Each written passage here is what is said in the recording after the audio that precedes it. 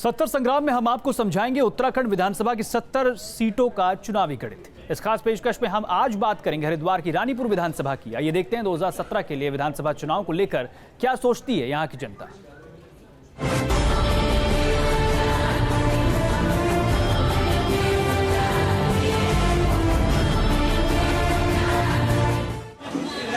आध्यात्म के क्षितिज पर कुंभ नगरी हरिद्वार का जितना महत्व है, सियासत की दुनिया में भी ये जिला उतनी ही अहमियत रखता है।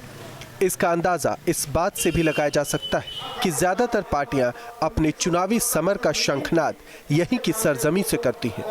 हरिद्वार जनसंख्या की दृष्टि से उत्तराखंड का सबसे बड़ा जिला है। इस जिले में विधानसभा की 11 सीटें हैं। 70 संग्राम में आज हम बात करेंगे हरिद्वार जिले की भेल रानीपुर विधानसभा की। ये सीट क्षेत्रफल के लिहाज से ना तो पूरी तरह से शहरी है और ना ही पूरी तरह से ग्रामीण। विधानसभा का बड़ा इलाका औद्योगिकीकरण क्षेत्र है, जिसमें भेल और सिडकुल पॉश एरिया शामिल है। वहीं इस सीट पर बहादुराबाद और उससे सटे गांव के मतदाता काफी निर्णायक होते हैं।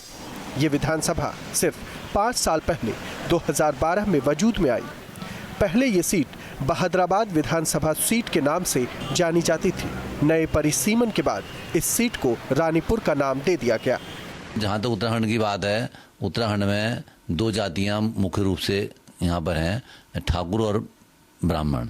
परंतु जो ये सीट हरिद्वार जनपद है, हरिद्वार जनपद में मिक्स रूप है। यहाँ मुस्लिम मतदाता इस सीट पर, और उसके अलावा ठाकुर मतदाता, ब्राह्मण मतदाता और मिक्स जो लोग हैं वो मतदाता यहाँ पर बहुत प्रभावशाली अपनी भूमिका निभाता है।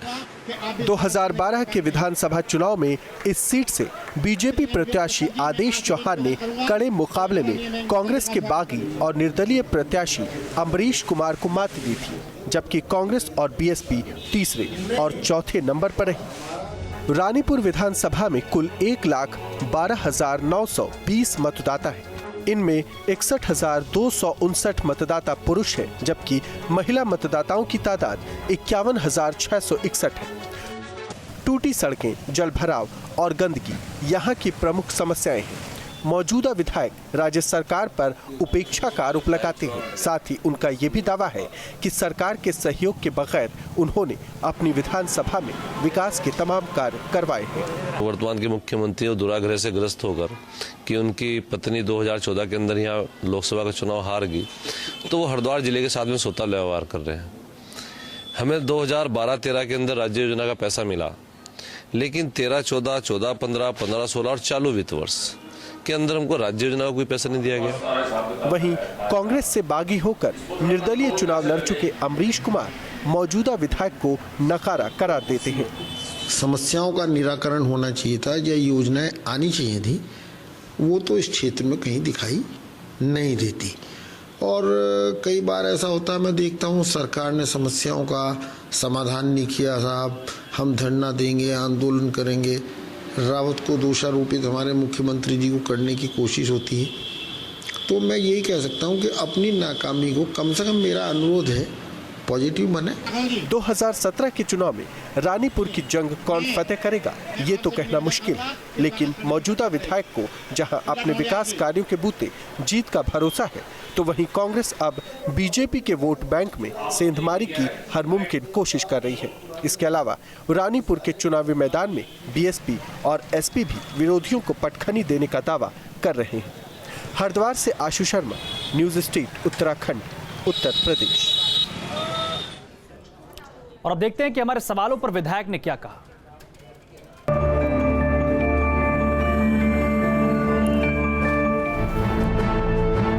इस कार्यकाल की सबसे बड़ी उपलब्धि।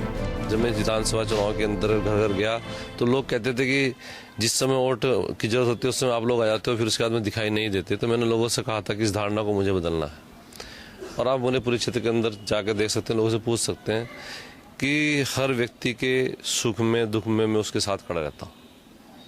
दूसरे, जो मेरी विधायक निधि से जो काम हो सकते थे, मैंने पूरी प्रामाणिकता के साथ में वो काम किए हैं और वो धरातल पर दिखाई भी देते हैं। हम लोगों ने 21 दिन तक आमरण अनशन किया और उसके बाद परिणाम ये हुआ कि सरकार को झुककर हमारी बात को एक्सेप्ट करना पड़ा और शिवालिक नगर पालिका का गठन हो पाया, जो कि हम 2002 से लगातार इसके लिए प्रयास कर रहे थे।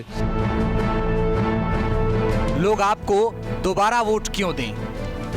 जितना भी विकास का काम मैं निधि के माध्यम से जितना कर सकता था वो आपको दिखाई देगा सारा, और उसके आधार पर ही, मेरे काम के आधार पर, हमारे लोगों से जो संबंध बने हैं इस बीच में, उसके आधार पर लोग, और दूसरे भारतीय जनता पार्टी का जो एक वातावरण पूरे देश के अंदर आज है, और मोदी जी का जैसा नेतृत्व, अमित शाह जी जैसा नेतृत्व है, तो लोग उसको पसंद कर रहे हैं। इस बार जीते तो क्या करेंगे? जो क्षेत्र नगर पालिका शिवालिक नगर के अंतर्गत आया है, उसके अंदर जहाँ जहाँ पर सिविल लाइनें नहीं है वहाँ सिविल लाइन डलवाना। जगजीतपुर, सीतापुर, गुरुकुल यूनिवर्सिटी, नया गांव, हरिलोक कॉलोनी और भूमानंद हॉस्पिटल तक, इस पूरे क्षेत्र को नगर निगम हरिद्वार में शामिल कराना। दूसरी जितनी भी नई कॉलोनियां हैं, इन सब के अंदर पानी की, सीवरेज की, जल निकासी की और सड़कों की व्यवस्था को दुरुस्त करना। और न्यूज स्टेट के सवालों पर विपक्ष क्या कहता है, ये देखिए।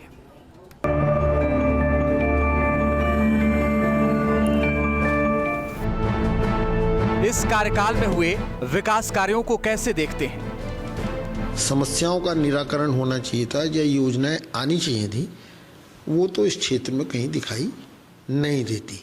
ये कहना कि अगर मैं विपक्ष में हूं काम नहीं होंगे, सरासर अपनी अयोग्यता को छिपाने का काम।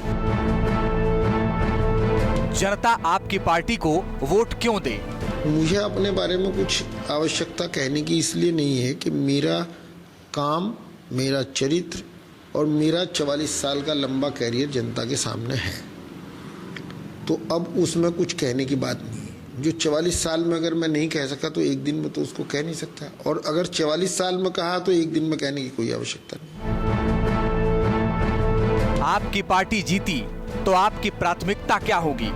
समय आएगा उसकी घोषणा भी करेंगे, लेकिन मेरा सबसे पहला ध्यान जो हमारा सबसे जिले का पिछड़ा हुआ क्षेत्र, घाड़ का क्षेत्र, माननीय हरीश रावत जी ने एक बड़ी उपलब्धि उस क्षेत्र को दी कि रोशनाबाद से लेकर और बिहारीगढ़ तक सारे पुल बनवा दिए, सड़क बनने को है, तो उस क्षेत्र में इससे कुछ राहत मिलेगी।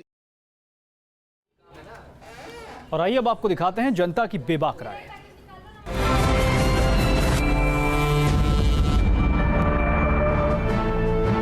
क्या इलाके में हुए विकास से आप संतुष्ट हैं? विकास कार्य कोई भी नहीं हुआ है इन 5 सालों में।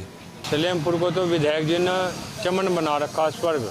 विधायक ने हमारे क्षेत्र में काम कराए हैं, उनसे तो मैं लगभग संतुष्ट हूँ, और लगता है कि जो मेरे आसपास की जनता है वो भी अभी तक संतुष्ट ही है। बिल्कुल संतुष्ट है। हाँ, पूर्ण रूप से तो रही, परंतु संतुष्ट हैं। आज तक सड़कें नहीं बनी जी हमारे यहाँ की, जुगीदू जैसे गड्ढे थे ऐसे ही हैं जुगीदू। थोड़ा संतुष्ट है, थोड़ा कार्य हुआ है और थोड़ा सा भी नहीं हुआ है। क्या विधायक जी ने अपने सारे वादे पूरे किए? वादे तो जो उन्होंने करे थे, मेरा मानना है कि 99% उन्होंने वादे पूरे कर दिए। 2012 के विधानसभा चुनाव में विधायक ने जो भी जनता से वादे किए थे, हमारे क्षेत्र में भी और जगह जो क्षेत्र में आते हैं विधानसभा के, लगभग काफी हद तक पूरे हो गए हैं। बिल्कुल खरे उतरे हैं वो, उन्होंने पूरा समय जो है विधानसभा क्षेत्र में दिया। सभी वादों पर तो खरे नहीं उतर पाए हैं, उसके लिए अगले कार्यकाल की आवश्यकता होगी इनको। ज्यादा नहीं उतरे हैं, थोड़ा बहुत काम करवाया है जो भी है, बाकी तो वैसा ही है जैसे 5 साल पहले था। लगभग 50% तक तो खरे उतरे हैं। ये खरे उतरते हैं सिर्फ से वो 6 महीने में एक बार दिखाते हैं। रानीपुर क्षेत्र के अंदर ईदगाह रोड, सुभाष नगर, तो टोटल जो बिल्कुल रोड एकदम टूटी फूटी है। स्थानीय समस्याएं क्या हैं? समस्या सबसे ज्यादा सड़कों की और सफाई की है। थोड़ी पानी की प्रॉब्लम है, अब वो भी केंद्र सरकार ने टंकी लगने जा रही है। रानीपुर की जो मुख्य समस्या है युवाओं को रोजगार की है, और जो नई कॉलोनियां डेवलप हो रही है वहाँ पर जो विकास कार्य हैं वो सबसे बड़ी परेशानी का सबब है। प्राचीन समस्याएं यहाँ है पानी के निकास की, सड़क की है, बिजली की है। ज्यादातर जो है रोड की दिक्कत है। एक तो सुभाष नगर क्षेत्र से जो रानीपुर क्षेत्र है, सुभाष नगर टोटल सब कोई भी रोड का कार्य सही नहीं हुआ। समस्याओं के समाधान के लिए विधायक ने क्या किया? लगभग उनका पूरा प्रयास रहता है समस्या का निदान करने में, और निरंतर करते ही रहते हैं। सबसे ज्यादा उत्तराखंड में राजस्व हमारी विधानसभा देती है प्रदेश सरकार को, उसके बावजूद भी प्रदेश सरकार से विधायक को कोई सहयोग नहीं मिल रहा। सड़कों का निर्माण हुआ, गली मोहल्ले के अंदर जगह जगह जो है सड़कों का निर्माण करवाया उन्होंने। हाँ, सड़कों के बारे में उन्होंने कुछ कार्य किया है और कुछ जल भराव की समस्या अभी बाकी है। विधायक ने अभी नाली की शुरुआत करवा रखी है, पार्क में सहयोग दिया है, बिजली भी काफी हद तक ठीक चल रही है। अभी तक वैसे कुछ नहीं किया, बस हमने तो जो बताया था वो उसका उतरा ही नहीं, खरे बताओ उनका काम चले। विधानसभा क्षेत्र में कितना समय देते हैं विधायक? विधानसभा में लगभग 24 में से 16 से 17 घंटे वो विधानसभा के लोगों के बीच में रहते हैं। 90% हर दुख सुख में जो है वो विधायक जो है हमारे दुख सुख के साथी हैं, आते रहते हैं वो तो यहाँ पर। हमने तो आज तक देखा नहीं उनको यहाँ पे आते हुए कभी। समय तो यहाँ बस वहाँ से देते होंगे समय, यहाँ तो कोई देता नहीं समय। हफ्ते में 1-2 बार आ जाते हैं, मिलते हैं, देखते हैं, समस्या सुनते हैं। बस मैं हमें तो एक बार उनके दर्शन हुए थे 1 महीना पहले। 5 साल में क्या बदला और क्या नहीं बदला?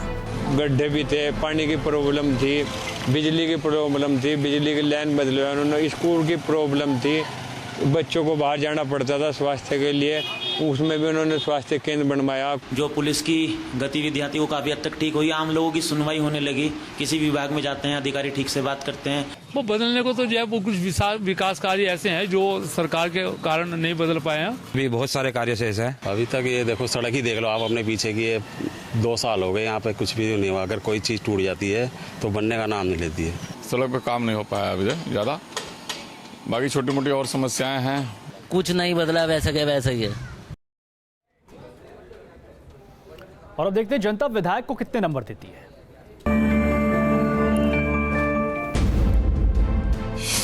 मेरा मानना है तो ये जी 10 में से 10 मिलने चाहिए। 0। 10 में से 4। कम से कम 10 में से मैं 9 अंक तो दूंगा ही। 10 के 10। मेरे हिसाब से 9 नंबर इनको मिलने चाहिए। 0 मिलना चाहिए जब कोई यहाँ का समस्या का समाधान नहीं हुआ।